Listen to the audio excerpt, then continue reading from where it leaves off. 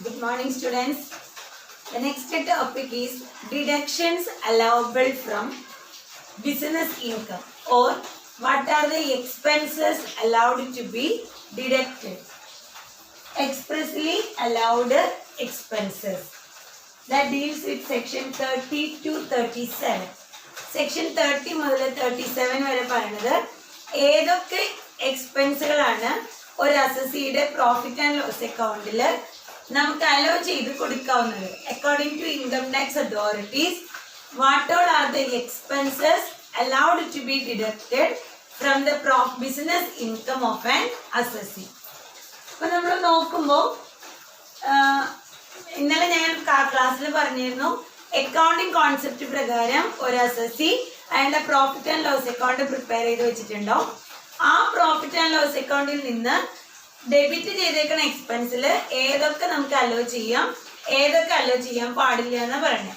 The first point is rent of business premises, section 30.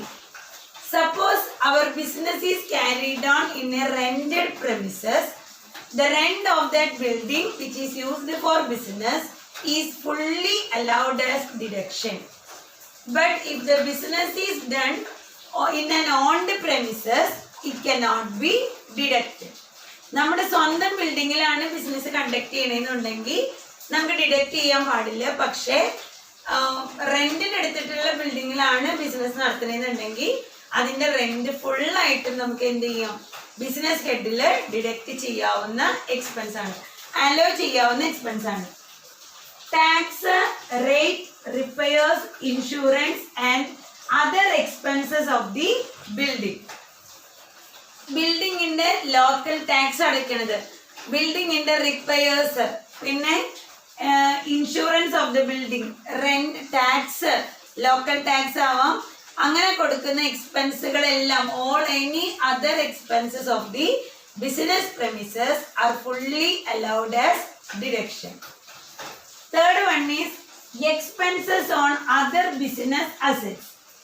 ഇവിടെ നമ്മൾ പറയുന്നത് ബിൽഡിംഗ് അല്ലാതെ മറ്റ് ബിസിനസ് എക്സ്പെൻസുകൾക്ക്, മെഷീനറിക്ക് വരുന്ന റിപ്പയർ, മെയിൻ്റനൻസ് എല്ലാം നമുക്ക് ഡിഡക്റ്റ് ചെയ്യാവുന്ന ഒന്നാണ്. അതർ ബിസിനസ് ബിൽഡിംഗ് ഒഴികെ മറ്റ് ബിസിനസ് എക്സ്പെൻസുകൾക്ക് വരുന്നത് by way of repairs, maintenance or any insurance premium paid for plant and machinery, furniture and fixtures etcetera, it is fully allowed as deduction.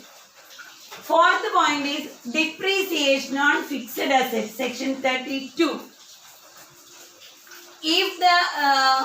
If any depreciation is charged on the business premises or plant and machinery, furniture and fixtures which are purely used for business purpose, നമ്മുടെ അസസിയുടെ business പർപ്പസിന് ഉപയോഗിക്കുന്ന furniture, fixtures, plant and machinery, അങ്ങനെയുള്ള എല്ലാ fixed അസറ്റിന്റെയും depreciation fully allowed as expenses deduction. നമുക്ക് deduct ചെയ്യാവുന്ന expense ആയിട്ട് allow ചെയ്യാവുന്നതാണ്.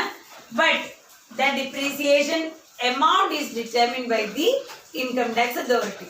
ഫുൾ എമൗണ്ട് അല്ല, ഇൻകം ടാക്സ് അതോറിറ്റി അനുവദിക്കുന്ന പെർസെൻറ്റേജിൽ, ഒരു നിശ്ചിത ശതമാനത്തിൽ ഡിപ്രീസിയേഷൻ നമുക്ക് കുറയ്ക്കാവുന്നതാണ്. അടുത്ത item expenditure on scientific research, very important. 4 മാർക്സിന് സെപ്പറേറ്റ് ചോദിക്കാവുന്നതാണ്. Expenditure on scientific research, section 35. അത് അടുത്തായിട്ട് ഡീറ്റെയിൽ ആയിട്ട് പറഞ്ഞുതരാം, തൽക്കാലത്തേക്ക് അവിടെ നിർത്തുകയാണ്. Expenditure on patent right or copyright etcetera. If the assessee acquires any expenditure, acquires any patent right or copyright by paying an amount, അവിടെ ഒരു എക്സ്പെൻസ് വരികയാണ്. പേറ്റന്റ് റൈറ്റോ കോപ്പി റൈറ്റോ വാങ്ങിക്കാൻ വേണ്ടിയിട്ട് ഒരു എമൗണ്ട് ഓഫ് എക്സ്പെൻഡിച്ചർ വന്നിട്ടുണ്ടെങ്കിൽ മുൻപത്തെ ട്രീറ്റ്മെന്റ് എന്ന് പറയുന്നത് the total amount is divided into 14 equal instalment and 1/14th instalment is deductible. 14,000 രൂപ കൊടുത്തിട്ടാണ് പേറ്റന്റ് വാങ്ങിയേക്കണമെങ്കിൽ അതിന് 14 ഈക്വൽ ഇൻസ്റ്റാൾമെന്റ് ആയിട്ട് അതിലൊരു ഇൻസ്റ്റാൾമെന്റ് നമ്മുടെ പ്രീവിയസ് ഇയറിൽ കുറയ്ക്കാവുന്നതായിരുന്നു അതിന്റെ നിയമം. പക്ഷെ ഇപ്പോ now no deduction under the section is allowed. അപ്പൊ ഇപ്പോ ഇങ്ങനെ ഒരു ഡിഡക്ഷൻ നമ്മുടെ അസസിക്ക് കിട്ടില്ല. ബിസിനസ് ഹെഡില് പേറ്റന്റ് റൈറ്റോ കോപ്പി റൈറ്റോ വാങ്ങി എന്ന് പറഞ്ഞാൽ it is treated as capital expenditure and no deduction is allowed now. Okay, theory ആയിട്ട് അത് എഴുതണം എന്നുള്ളതുകൊണ്ടാണ് ഞാൻ പറഞ്ഞത്. Next, capital expenditure to obtain licence to operate telecommunication service.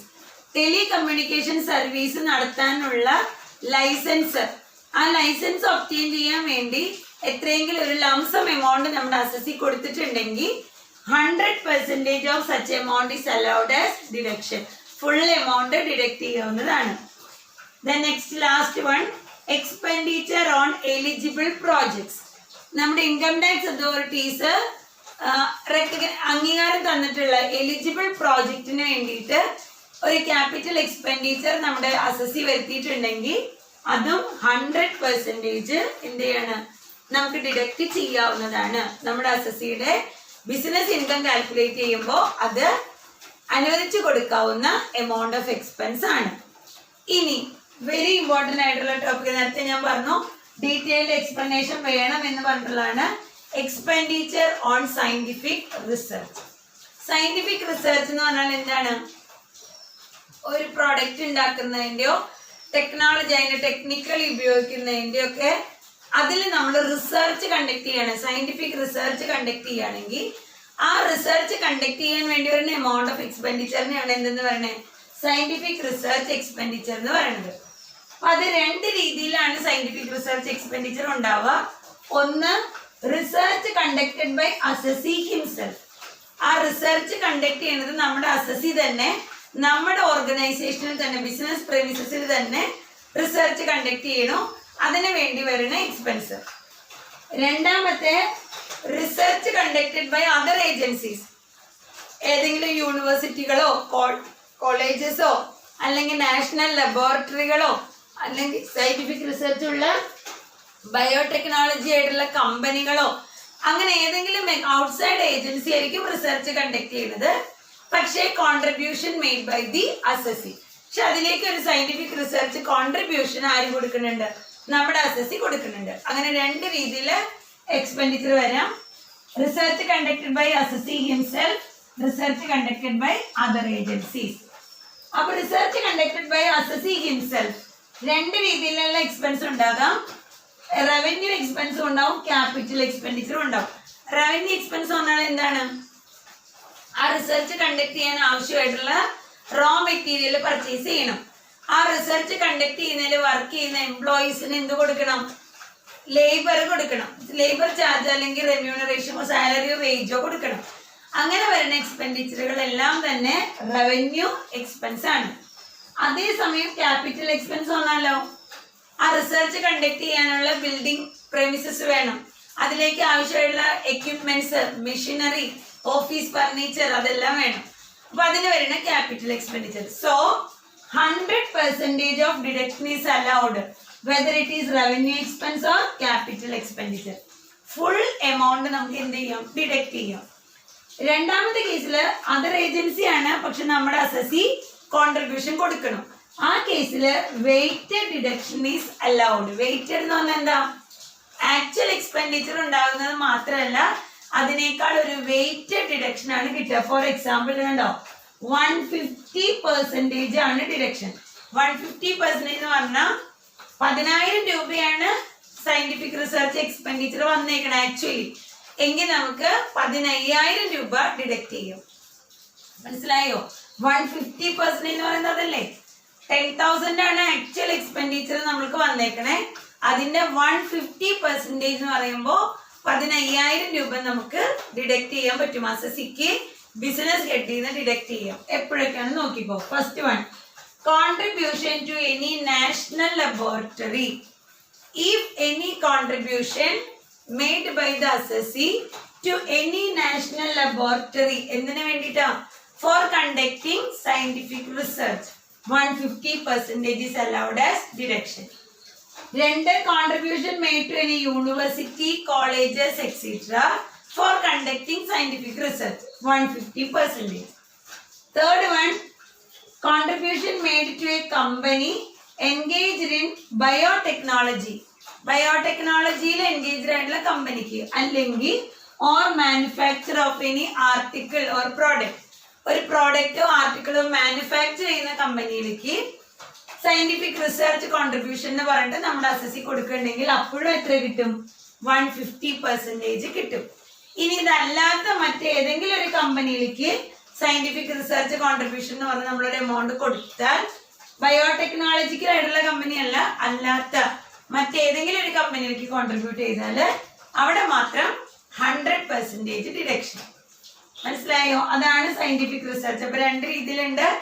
Assessee himself കാര്യം ചെയ്യുന്നതുണ്ട്, other agency carry ചെയ്യുന്നതുണ്ട്.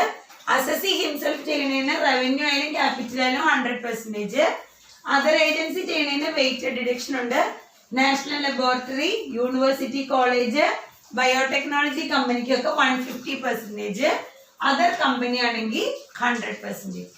So these are the expressly allowed expenditure. Allowed എന്ന് പറഞ്ഞാൽ നമുക്ക് ആ പ്രോബ്ലം ചെയ്യുമ്പോൾ തന്നെ നമുക്ക് ഡിഡക്ഷൻ കിട്ടാകുന്ന എക്സ്പെൻസുകൾ ഏതൊക്കെയാണെന്നാണ് നമ്മളിപ്പോ കണ്ടത്. ഇനി ഇത് കൂടാണ്ട് അതർ ഡിഡക്ഷൻസ് ആണ് ഇനി അടുത്തതായിട്ട് മിസ് പറയാൻ പോണേ. നെക്സ്റ്റ് അതർ ഡിഡക്ഷൻസ് ആണ് സെക്ഷൻ 36 പ്രകാരം കേട്ടോ. അപ്പം നമ്മൾ ജനറലായിട്ട് എക്സ്പ്രസ്ലി അലവബിൾ എക്സ്പെൻസുകൾ ഏതൊക്കെയാണെന്ന് നമ്മൾ കണ്ടു. കാണുമ്പോൾ തന്നെ നമുക്ക് അലോ ചെയ്യാവുന്ന എക്സ്പെൻസുകൾ. അപ്പോൾ അടുത്ത് തന്നെ നമ്മൾ കാണുന്നത് അതർ ഡിഡക്ഷൻസ് ആണ്. ഫസ്റ്റ് അതിൽ 9th വണ്ണാണ് insurance premium. Insurance premium paid for the risk or damage of stock or other inventory used for business or profession. ബിസിനസ്സിനോ പ്രൊഫഷനോ വേണ്ടിയിട്ട് ഉപയോഗിക്കുന്ന സ്റ്റോക്ക് അല്ലെങ്കിൽ അതിൻ്റെ ഇൻവെൻ്ററി, അതിൻ്റെ റിസ്ക് ഓഫ് ഡാമേജിനെതിരായിട്ട് എടുക്കുന്ന ഇൻഷുറൻസ് പ്രീമിയം നമുക്ക് അലോ ചെയ്യാവുന്ന ഒരു എക്സ്പെൻസാണ്. അടുത്തത് insurance premium for cattle paid by federal milk cooperative society on the life of cattle owned by any member. ഒരു ഫെഡറൽ മിൽക്ക് കോപ്പറേറ്റീവ് സൊസൈറ്റിയിൽ കാറ്റിലിൻ്റെ ലൈഫിനെ അഗെയിൻസ്റ്റ് എടുക്കുന്ന ഇൻഷുറൻസ് പ്രീമിയം, അതും എന്താണ്? ബിസിനസ്സുകാരന് അലവബിൾ ഡിഡക്ഷൻ ആണ്. അടുത്തത് insurance premium for employees. Employee health insurance premium paid by the employer for the health of the employee is deductible, അതും കുറയ്ക്കാവുന്നതാണ്. പിന്നെ bonus or commission paid to an employee for the services rendered by him. Employee കൊടുക്കുന്ന സർവീസിന് പകരമായിട്ട് employer ബോണസോ കമ്മീഷനോ കൊടുക്കുകയാണെങ്കിൽ അതും deduct ചെയ്യാവുന്നതാണ്. Interest on borrowed capital, പ്രത്യേകം ശ്രദ്ധിക്കുക, നമ്മുടെ interest on capital accounting treatment പ്രകാരം ഇൻട്രസ്റ്റ് ഓൺ പ്രൊപ്രൈറ്റേഴ്സ് ക്യാപിറ്റൽ എന്ന് പറഞ്ഞിട്ട് ഒരൈറ്റം നമ്മൾ ഡെബിറ്റ് ചെയ്തിട്ടുണ്ടാവും. അത് അക്കൗണ്ടിങ്ങിൽ അത് അനുവദിക്കും, പക്ഷേ ഇൻകം ടാക്സുകാർ അനുവദിക്കില്ല. ഇൻകം ടാക്സുകാരുടെ പോയിൻ്റ് ഓഫ് വ്യൂവിൽ തേർഡ് പാർട്ടിക്കുള്ള ഇൻട്രസ്റ്റ് കൊടുത്താൽ മാത്രമേ അത് എടുക്കുള്ളൂ. ഇപ്പോൾ ബാങ്കിൽ നിന്ന് ലോൺ എടുക്കണം, മിസ്റ്റർ എ ആണ് ഓണർ, അപ്പോൾ മിസ്സിസ് എക്ക് എടുത്ത ലോൺ അടക്കം നമുക്ക് ഇൻട്രസ്റ്റ് ഡിഡക്റ്റ് ചെയ്യാവുന്നതാണ്. പക്ഷേ ഓണറുടെ ക്യാപിറ്റലുമ്പോൾ കൊടുക്കുന്ന ഇൻട്രസ്റ്റ് ഡിഡക്റ്റബിൾ അല്ല. അതാണ് ഇൻട്രസ്റ്റ് ഓൺ ബോറോഡ് ക്യാപിറ്റൽ എന്ന് പറഞ്ഞത്. അടുത്തത് employer contribution to recognised provident fund or superannuation fund, employer contribution to gratuity fund, employer contribution to staff welfare scheme, contribution to pension scheme. ഇത്രയും items employer ഒരു business നടത്തുമ്പോൾ എംപ്ലോയിയുടെ staff insurance സ്കീമിലേക്ക്, ഗ്രാറ്റുവിറ്റി സ്കീമിലേക്ക്, പെൻഷൻ സ്കീമിലേക്കൊക്കെ എമൗണ്ട് കോൺട്രിബ്യൂട്ട് ചെയ്തു എന്ന് പറഞ്ഞു കഴിഞ്ഞാൽ നമുക്ക് എന്ത് ചെയ്യാം? ഡിഡക്റ്റബിൾ ആണ്. ഇനി ലോസ് ഓഫ് അനിമൽസ്. ബിസിനസ്സിൽ ഏതെങ്കിലും ഒരു അനിമലിനെ കീപ്പ് ചെയ്യേണ്ടതെന്ന് കരുതുക, ബിസിനസ് പർപ്പസിന് വേണ്ടിയിട്ട്. ആ അനിമൽ ഒന്നുകിൽ മരിച്ചു പോവുകയോ അല്ലെങ്കിൽ ബിക്കം യൂസ്ലെസ്, അതിനുപയോഗിക്കാൻ പറ്റാണ്ടോ അവ ചെയ്ത് കഴിഞ്ഞാൽ അതുകൊണ്ടുണ്ടാവുന്ന നഷ്ടം ബിസിനസ് എക്സ്പെൻസാണ്. ബിസിനസ് ഹെഡിൽ അത് ഡിഡക്റ്റ് ചെയ്യാവുന്നതാണ്. If any animal is used for the purpose of business or profession and that animal have died or become useless for the purpose of such business, the difference between actual cost and amount realized on the sale will be allowed as deduction. അടുത്തത് വളരെ important ആണ് bad debt. Bad debt എന്താണെന്ന് നിങ്ങൾക്ക് എല്ലാവർക്കും അറിയാം അല്ലെ? കിട്ടാക്കടം. അതൊരു business ആയിക്കഴിഞ്ഞാൽ ബാഡ് ഡെറ്റ് എക്സ്പെക്റ്റഡ് ആണ്. It is fully allowed as deduction. Business expense ആയിട്ട് തന്നെയാണ് ട്രീറ്റ് ചെയ്യുക, ഡിഡക്റ്റബിൾ ആണ്. അടുത്തത് ഫാമിലി പ്ലാനിങ് എക്സ്പെൻഡിച്ചർ. അപ്പോൾ നമ്മളിവിടെ കണ്ടതിൽ എല്ലാ എക്സ്പെൻസുകളും ബിസിനസ് ഓർ പ്രൊഫഷൻ റിലേറ്റഡ് ആയിട്ടുള്ള എല്ലാ എക്സ്പെൻസുകളും ഡിഡക്റ്റ് ചെയ്യാവുന്നതാണ്. പക്ഷേ അപ്പോൾ ഫാമിലി പ്ലാനിങ് എക്സ്പെൻഡിച്ചർ എന്ന് പറഞ്ഞാൽ actually not related to business ആണ് അല്ലേ. എന്നാലും സോഷ്യൽ വെൽഫെയറിന് മുന്നിൽ കണ്ടുകൊണ്ട് ഫാമിലി പ്ലാനിങ്ങിന് വേണ്ടിയിട്ട് എന്തെങ്കിലും expenditure, any expenditure incurred by the company for promoting family planning among the employees is allowed as deduction. And if the expenditure incurred is revenue in nature, 100% is allowed as deduction. And if the amount of expenditure വലിയ campaign സംഘടിപ്പിച്ചുകൊണ്ടോ അങ്ങനെ capital നേച്ചറിലുള്ളതാണെങ്കിൽ 1/5 of the expenditure is allowed as deduction. Total എക്സ്പെൻഡിച്ചറിൻ്റെ 1/5 ആണ് എന്തായിട്ട് hello ചെയ്യണത്, amount of ഡിഡക്ഷനായിട്ട് allow ചെയ്യണത്.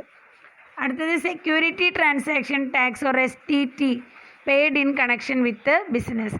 ബിസിനസ്സുമായിട്ട് connect ചെയ്ത് ഷോർട്ട് ടേം സെക്യൂരിറ്റീസ് കൈവശം വയ്ക്കുന്നതിന് സെക്യൂരിറ്റി ട്രാൻസാക്ഷൻ ടാക്സ് അടയ്ക്കുന്നുണ്ടെങ്കിൽ അതും ഡിഡക്റ്റബിൾ ആണ്.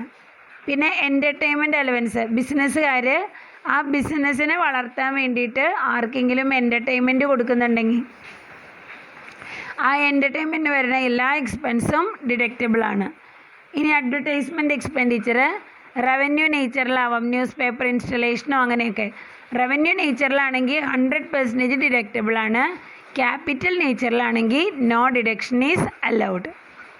ഇനി ലീഗൽ എക്സ്പെൻസസ്, എല്ലാ ലീഗൽ എക്സ്പെൻസും അല്ല, the legal expenses which are in connection with assessee's business or profession.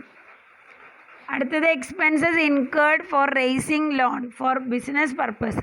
മകളുടെ കല്യാണത്തിനോ വീട് പണിയാനോ എടുത്ത ലോണല്ല, ബിസിനസ് പർപ്പസിന് വേണ്ടി ലോൺ എടുക്കാൻ വേണ്ടി വന്നിരിക്കുന്ന എക്സ്പെൻസുകൾ അലവബിൾ ആണ്. ഇനി travelling expenses on maintaining guest house, professional tax etcetera. Guest house maintain ചെയ്യാൻ വേണ്ടിയിട്ടോ ട്രാവലിങ്ങിനോ വേണ്ടിയിട്ട് എക്സ്പെൻസ് വന്നിട്ടുണ്ടെങ്കിൽ അതും ഡിഡക്റ്റ് ചെയ്യും. അപ്പം ഇത്രയാണ് നമ്മൾ allowable deductions or allowable expense കൊണ്ട് പഠിക്കണേ. ചുരുക്കി പറഞ്ഞാൽ ഇത്രയേ ഉള്ളൂ. All the expenses which are in connection with business or profession of the assessee is allowed as deduction. Very important 15 mark essay question ആണ് യൂണിവേഴ്സിറ്റിക്ക്. നന്നായി പഠിച്ചേക്കുക. അടുത്ത ക്ലാസ്സിൽ മിസ്സ് നോട്ട് അലൗഡ് എക്സ്പെൻസുകൾ ഏതൊക്കെയാണെന്ന് നോക്കാം. ഈ ഹെഡിൽ ടാക്സബിൾ ഡിഡക്ഷൻ കൊടുക്കാൻ പാടില്ലാത്ത എക്സ്പെൻസുകൾ ഏതാണെന്ന് നെക്സ്റ്റ് ക്ലാസ്സിൽ പറയാം. ഓക്കെ.